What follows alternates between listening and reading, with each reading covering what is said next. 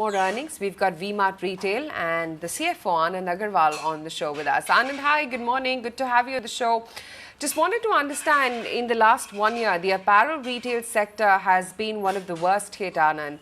How's the demand, your sales, and are there anywhere close to pre-COVID levels? Hi, good morning. And you're absolutely right. I think the last 1 year has been very, very challenging for all of us, especially in the apparel retail sector. But as we look at the performance in the last one quarter, we have seen a very strong resurgence of pent-up demand. So while April and May were very, very subdued, but I think from June onwards, we are seeing a very renewed interest of consumers from across all geographies, coming back with a vengeance. And it's very heartful also because typically June, July are typically July, August are typically not very strong months, but we are seeing very strong footfalls. Footfalls have almost doubled from last year, and we are continuing to see better performance as we move along. Okay. The other niggling worry, which is for most sectors, I guess, and is the same for you as well, is the commodity price inflation.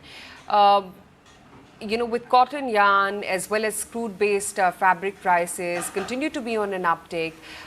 With raw material price pressures in place, what is the strategy that you have right now? Increase the product prices or take the hit on margins?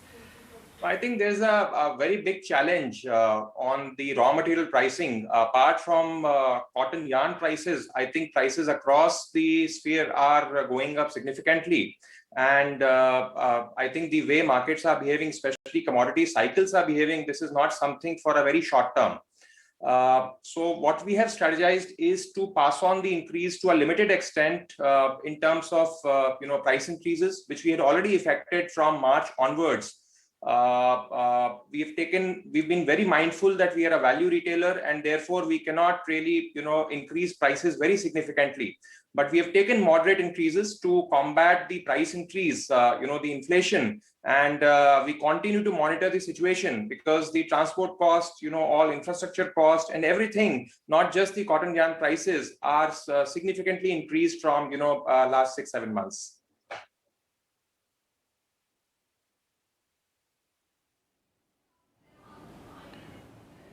How exactly do you think your expansion plans will move? Are you looking at cutting down some capex, conserving cash?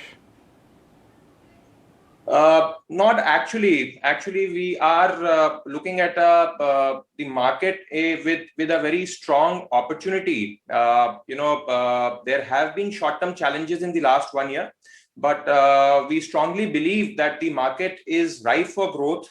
There may be challenges in the next 6 months, maybe even for a year, but I think our expansion plans remain very intact. We have opened 3 stores in the last 1 quarter, and we plan to open at least 40 to 50 stores in this fiscal.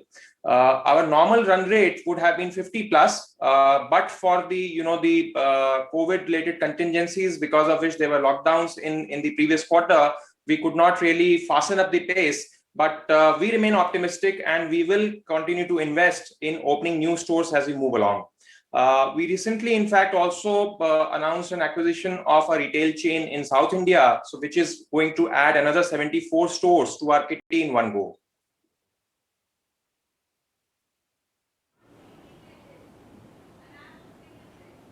Could you broadly tell us in terms of the rental cost, because real estate prices are going higher, is that something which in a sense has been not at the problem area for retailers because real estate stocks, real rental rates were not going higher?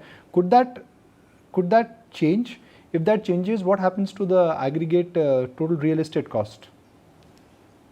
So, because we are a tier 2, tier 3 city town operator, we have not seen too much resurgence or increases in the real estate cost as of now. But you are absolutely right. There are headwinds in the market, and there is a possibility that acquisition of fresh retail space would come out slightly more costlier. But we are very cognizant, and we have always believed that we will want to open a store only where our retail cost or the operating cost fit well within our budgets. So I anticipate there will be some pressure, but I think we will be able to mitigate those pressures as we move along.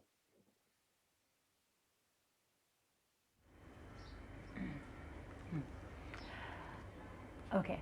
Hi, Anand. Good morning. This is Mubina as well joining in. I want to speak a little more on that big acquisition you've made, which essentially also is an entry into the southern market where your presence was limited or negligible. It's obviously going to speed up your entry into those areas. My question is, how is it going to add to your top line? Is it going to be margin accretive or EPS accretive from day one? And also, the southern parts, Kerala, for example, has still yet to come out from, the effects of COVID-19. Similarly, Tamil Nadu as well is seeing some localized lockdowns in different pockets. Do you see that as a challenge right now, or do you think that by the time you actually get in there and launch your stores, of the Unlimited brand that you have acquired, COVID will be history? Mubina, yes, that's a very pertinent question. And I think I cannot rule out that COVID is behind us. It's a reality, and we have all lived, we have now learned to live with this new reality. There are challenges. We are not definitely assuming that this new acquisition will be EBITDA accretive from day one. There is a lot of work which is required apart from tackling the COVID-related challenges. I think there are multiple things that need to be done. There are multiple changes that require to be done. It has to be done very gradually. And there are changes which we will want to bring, but these will happen in 6 months, in 9 months, in whatever time frame we feel that the consumer does not feel a jerk. And the important thing for us will be to make sure that this acquisition and this new expansion remains profitable as any new store accretion that has happened for the company in the past. So all the team's effort combined with the team that we have acquired in South India will be to make sure that V-Mart as one single entity moves forward profitably. Now, COVID will definitely pose a lot of issues, but I think the experience that we have had in the last 1.5 years as a country and as retail, we have understood, or the consumers have also, understood how this can be managed. And that is what we are banking on. In any case, we are not looking at COVID as a long-term problem. I think we should be happy if we are able to reach near about the same level of sales that this chain was able to get in 2019-20 in the next year. And that is what, as a first goal, we are targeting. And profitability will definitely follow suit later.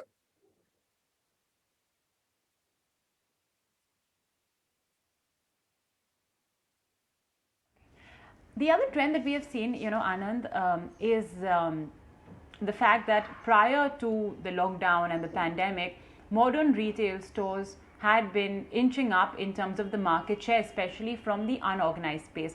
The industry that you operate in, high value fashion in tier 2, tier 3 towns in Northeast India, it does have quite a bit of unorganized segment presence. What have you seen in this last 1 year in terms of the market share for yourself? And, if you've been able to gain from the unorganized space? I think there has been a very positive traction in terms of retailers moving from unorganized to organized. And when you say, unorganized to organized, it's basically providing the better amenities and providing a GST bill to the consumer. And with the advent of GST, I think in the last 2.5, 3 years, things have definitely moved up significantly.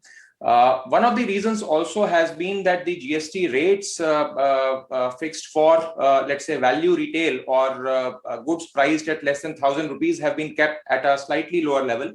And that has definitely increased substantially the migration of the unorganized sector to the organized, mainstream. We have definitely, welcomed this, and we have always sort of believed that if the market grows in the organized segment, it is for the benefit of everybody. And we have not lost market share. We have definitely gained or, stabilized our market shares in almost all geographies where we operate. Where we had been strong, we've become stronger. Where we were entering new markets, we are gaining, every year.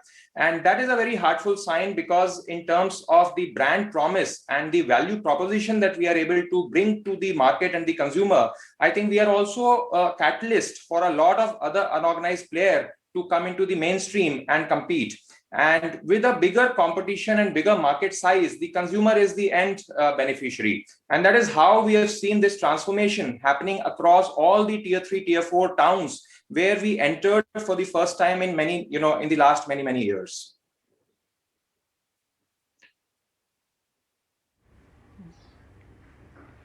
All right. Well, Anand, we leave it at that. All the very best with Unlimited and your plans for expansion. Thanks so much for joining us this morning on ET Now. Thank you.